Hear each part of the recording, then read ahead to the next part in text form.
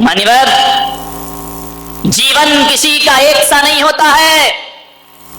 कभी सुख मिलता है, कभी दुख मिलता है, कभी धूप, कभी छांव। अंगूर की बेल में सभी अंगूर मीठे आए जरूरी तो नहीं है ना मेरे भाई।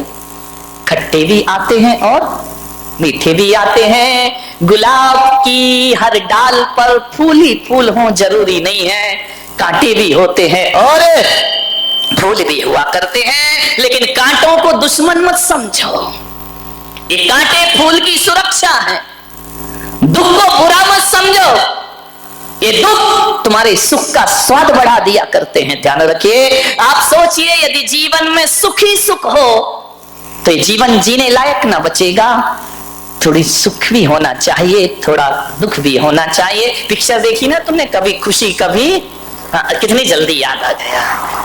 अभी मैं बोल देता कि किसी तीर्थंकर के नहीं मालूम मारा। विचार कर, जीवन में कभी खुशी मिलेगी, कभी गम मिलेगा। एक साथ जीवन किसी का नहीं होता है। ध्यान रखना, उतार चढ़ाव जिंदगी में आएंगे। एक सा जीवन तो सूरज का नहीं होता। आकाश में सुबह का सूरज कुछ होता है, दोपहर का सूरज कुछ होता है और सांझ का सूरज कुछ और हो जाता। फिर हमारा जीवन एक सा क्यों रहेगा? संसार में आज तक ऐसा कोई प्राणी पैदा नहीं हुआ होगा जिसके जीवन में सुखी सुख हो, कभी दुख ना आया हो। और ऐसा भी कोई पापी पैदा नहीं हुआ होगा कि जिसके जीवन में दुखी दुख हो, कभी सुख ना आए हो। ध्यान रखना, राम महापुरुषों के जीवन में भी दुख आते हैं, उनके जीवन में भी सुख आते हैं। ध्यान रखना। राम कहां पैदा हुए? राजा के घर में। सीता कहां पैदा हुई? राजा जनक के घर में, मिथिला में राजकुमारी बनकर पैदा हुई और वनवासी बनकर जिंदगी गुजारती उसने। मान्यवर, आप सोचिए, महिलाओं से मेरा निवेदन है कि सीता के विवाह के बाद उस बेटी को क्या सुख मिला है। विचार करो, तुमको तो मिल रहे हैं ना सुख, इतनी डेंजरस सास तो नहीं है ना, और तुम्हारी तो एक ही है, उन्हें तो तीन तीन को झेला है मेरे भाई। ध्यान रखिए। एक आदमी ने पूछा कि राम को वनवास हुआ, सीता साथ में क्यों गई? मैंने कहा सीता बड़ी समझदार थी। बोले क्या समझदारी? मैंने कहा ये समझदारी कि सीता ने दिमाग लगाया होगा कि यार तीन तीन सास के साथ रहने से तो एक जंगल ही अच्छा है। कौन इन तीन तीन के साथ माथा फोड़ी करेगा? जंगल में ही जिंदगी। यहां तो एक से नहीं बन रही है, एक ही कौन बोला तीन के बराबर है महाराज। विचार करना है आपको। सीता के जीवन में क्या सुख मिला? शादी होकर आई, स्वयंवर होकर आया, वनवास हो गया। वनवास हुआ, रावण ले गया। जंगल में भी सुख नहीं मिला, जंगल में रावण उठा के ले गया। लौट कर आई, युद्ध करके राम वापिस लाए एक धोबिड़े के कहने से, फिर जंगल में चली गई। क्या मिला उसे सुख मेरे भाई? बताइए, कोई सुख मिला? जब घर में थोड़ी तकलीफ हो ना, तो किसी को याद करो या नहीं करो, सीता को याद जरूर कर लिया करो कि उसके जैसे दुख संसार में किसी भी स्त्री को प्राप्त नहीं हुए। जब सीता की अग्नि परीक्षा हुई और राम ने कहा कि अब महल में वापस चलो, तो सीता ने इतना ही कहा कि हे प्रभु, अब मैं भगवान जिंदगी के अंतिम क्षण में कहा कि हे प्रभु, अब इस कलयुग में यदि मुझे जन्म देना, मेरे पति तो श्री राम ही हो, मैं उनकी पत्नी बनूं, मगर जैसा जीवन ये दिया है ऐसा जीवन मुझे कभी मिलना नहीं चाहिए। ध्यान रखना। जंगलों में जिसने बच्चे पाले हो, विचार करिए, बड़े किए, राम को सौंप दिए और चली गई सब कुछ छोड़ करके। कैसा आदर्श जीवन है। सुख दुख तो सबके जीवन में आते हैं। पाप कर्म का उदय होगा, दुख मिलेगा, पुण्य का उदय होगा, सुख मिलेगा। लेकिन मैं आपसे निवेदन कर रहा हूं कि जीवन में यदि दुख से बचना है तो दुखी व्यक्तियों का दुख दूर करने का प्रयास करो, तुम्हारा जीवन आनंद में परिवर्तित हो जाएगा, सुख में परिवर्तित हो जाएगा। आप अपने सुख के लिए मत जियो कि मेरा ही सुख मेरा है, चाहे दूसरों को दुख देके भी प्राप्त हो। ये साधारण लोगों की सोच है, लेकिन महान पुरुष तो सोचा करते हैं कि मेरा दुख तो छोड़ो, दूसरे का दुख मिटा दूं तो मेरे जीवन की सार्थकता सिद्ध हो जाएगी। ध्यान रखिए, दूसरों के लिए सोचिए, अपने लिए मत जियो। एक बात याद रखना, जो अपने लिए जीता है वो वीर होता है, और जो दूसरों के लिए जीता है वो महावीर हुआ करता है। ध्यान रखिए, ये अपने लिए नहीं जिए, दूसरों के लिए जिए। मानने में थोड़ा अपने दुखों से बाहर निकलो और दुनिया के दुख को देखो। तुम्हारा मन कहेगा कि दुनिया में कितना गम है और मेरा गम कितना कम है। ध्यान, इबादत मंदिरों में जाके अपने दुखड़े रोते रहते हो, कभी दूसरों के दुख की प्रार्थना की? कभी कहा है भगवान मेरा पड़ोसी बहुत दुखी है, उसे सुखी कर दे? कभी निकल बोला है? कभी? हाँ, पढ़ लेते हो शांति पाठ में, सर्वे भवन्तु सुखिना सर्वे। ये बकवास है, बोलते बस हो, मन में तो यही रखते कि सत्यानाश हो पड़ोसी का। ध्यान रख, मेरे से आगे बढ़ रहा है, बर्बाद हो जाए। हे भगवान, मुझे दे या नहीं दे, पड़ोसी को मत देना। ध्यान रखना, ये स्थिति, ये सोच है हमारी। एक भगवान की पूजा कर रहा था, पूजा करते समय महादेव प्रसन्न हो गए। महादेव ने कहा कि मांग वरदान। तो बोले सही में दोगे? अरे बोले अपने जैसा बेईमान क्यों समझ रहा है, मांग मिलेगा। तो बोले दो भगवान। बोले क्या तेरे पास क्या नहीं है? बोले सब है, लेकिन दुख इस बात का है कि जो मेरे पास है वही पड़ोसी के पास है। तो भगवान ने कहा तू पड़ोसी का टेंशन मत कर, तू मांग, क्या मांग रहा है? बोले भगवान मैं तो इतना ही मांग रहा हूं कि जो पड़ोसी के पास हो वो मेरे पास डबल होना चाहिए, बस इतना ही सुख चाहिए मुझे। एक बात बताऊं, आदमी अपने दुख से दुखी नहीं है, आदमी पड़ोसियों के सुख से ज्यादा दुखी है। उसके घर में शांति कैसे? और महिलाओं के तो, यहां की महिलाओं की बात नहीं कर रहा हूं। कौन बोला औरंगाबाद वाली आज आई हैं? ध्यान रखना, विचार करिए। महिलाओं का तो यही है, यदि पड़ोस के घर में शांति है तो कानाफूसी करो थोड़ी सी।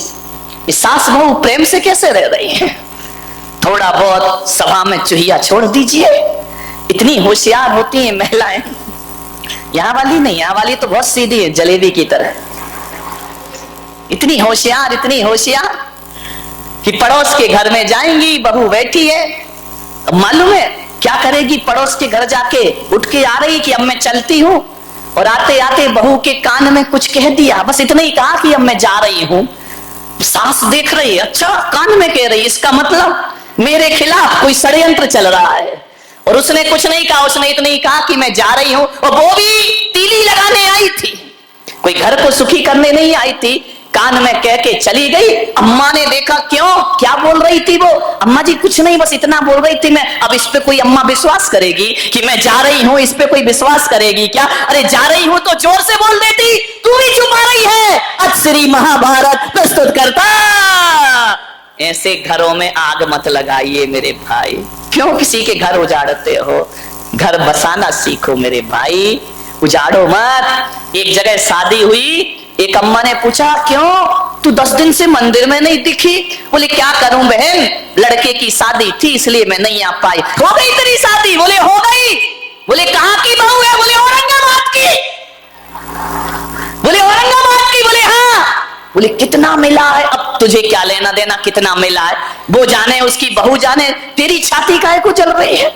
क्या मिला दहेज में? अरे भाई दहेज दहेज में छोड़ो, हमने तो महाराज के प्रवचन सुन लिए थे कि दहेज लेना पाप है। एक साड़ी में लड़की लाए हैं, हमने कोई दहेज नहीं लिया है। अरे अम्मा ने माथा फोड़ा मंदिर में। बोली धत तेरे की, तू भी महाराजों की बातों में लग गई। उनके तो ना आगे कोई ना पीछे कोई, तेरी तो गृहस्थी लगी है। 1 घंटे के प्रवचन में हीरा सा बेटा फ्री में बेच दिया। तेरे की सत्यानाश, हीरा सा बेटा। अब जब इतना हीरा सा था तो तूने अपनी लड़की क्यों नहीं दी? ऐसे घरों में आग लगाई जाती है, ध्यान रखना। हीरा सा बेटा कौड़ियों के भाव में बेच दिया, मैं होती तो लाखों रुपए लेती दे। अब बता, उस बुढ़िया के दिमाग में कचरा डाल दिया इसने। वो इतनी खुश थी बेचारी, और ऐसे मीठे शब्द बोल बोल के कचरा डाल दिया कि हीरा सा बेटा। जब हीरा सा था तो तुझे पहले का कीड़ा सा दिख रहा था वो। ध्यान रखिए, मत उजाड़ो किसी के घर, ध्यान रखिए, घरों को बसाइए, किसी के घरों को बर्बाद मत करिए। आओ, ये इंसान एक मंदिर के समान हुआ करता है, और ये धरती उस तीर्थ स्थान के समान हुआ करती है जहां हम लोग रहा करते हैं। मान्यवर, एक तीर्थ जैसा वातावरण बनाइए, जीवन स्वर्ग हो जाएगा आपका। किसी के घरों को बर्बाद मत करो। तुम्हें क्या लेना देना दहेज मिले नहीं मिले। आजकल मंदिरों में ये पद्म पुराण नहीं पढ़ती, बुढ़िया पुराण ज्यादा पढ़ती हैं। पुराण तो खुला ही रहता है, रामायण दूसरी चलती रहती है।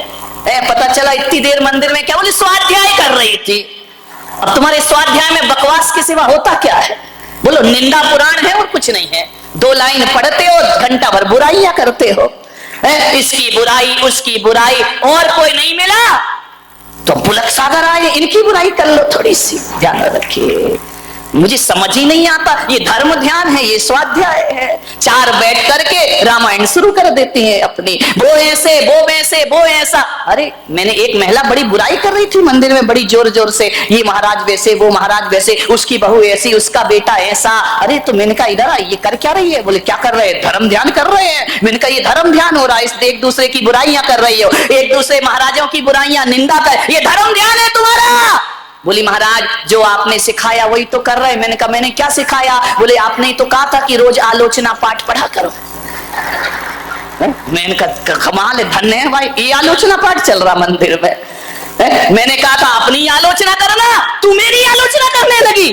जय हो, विचार कर, ये बुढ़िया पुराण, इससे कोई कल्याण होने वाला नहीं है। ये ग्रंथ आचार्यों ने लिखे थे अपने कल्याण के लिए, तुम लग गई जगत के कल्याण के लिए। वाह रे आदमी, पंडित खाए काकड़ी, गुरु दूसरों को दे आकड़ी। मेरे भाई, ये स्थिति बन गई हमारे स्वाध्यायों की, हमारे मंदिरों की। मैंने एक महिला से पूछा कि मंदिरों में इतनी बुराइयां क्यों करती हो? बोले इससे अच्छा स्थान मिलेगा कौन सा? लोग धार्मिक भी समझते हैं और अपना काम भी हो जाता है। याद रखिए मान्यवर, मंदिरों को अपवित्र मत करिए, विचार करना है।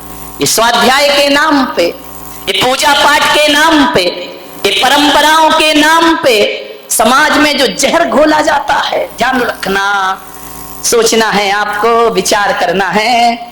ये मोक्ष के रास्ते सदा सदा को बंद हो जाया करते हैं। अरे मोक्ष के रास्ते वो नहीं होते हैं जो समाज को 2 भागों में बांट दे। मोक्ष के रास्ते तो वो होते हैं जो शेर और गाय को एक घाट पानी पिला दे, वो मुक्ति का रास्ता हुआ करता है। सांप और नेवला को एक साथ बिठा देता है, वो मुक्ति का रास्ता हुआ करता है। ध्यान रखिए, कुछ नहीं है, सब बकवास।